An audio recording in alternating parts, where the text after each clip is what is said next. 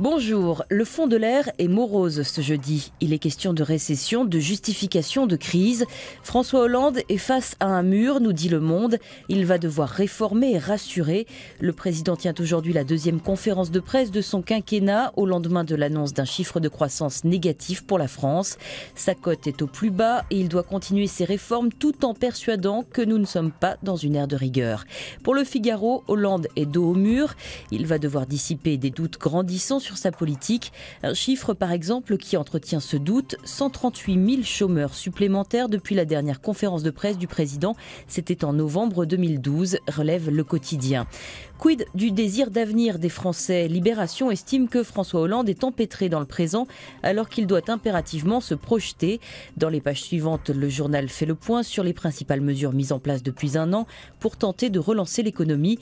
Difficile d'en faire plus dans le contexte, mais la patience demandée aux Français ressemble à un constat d'impuissance, nous dit-on. Le Parisien aujourd'hui en France n'est guère plus rassurant. Pour nos enfants, ce sera encore plus dur, annonce-t-il.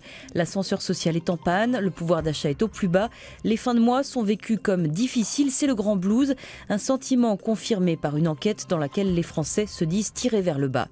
Et quand 20 minutes fait parler les étudiants, ce n'est pas mieux. Selon l'enquête relayée par Le Gratuit, 76% des jeunes se disent en mal-être psychologique.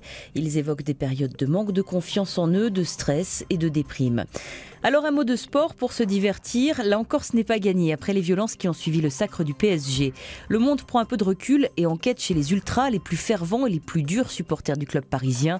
Ils sont unanimes, ils n'ont rien à voir avec ce qui s'est passé. Un ultra, c'est une personne qui donne de son temps pour suivre le club à domicile ou à l'extérieur et organiser l'animation dans les COPS, dit l'un d'entre eux. Autre son de cloche dans l'entourage du club.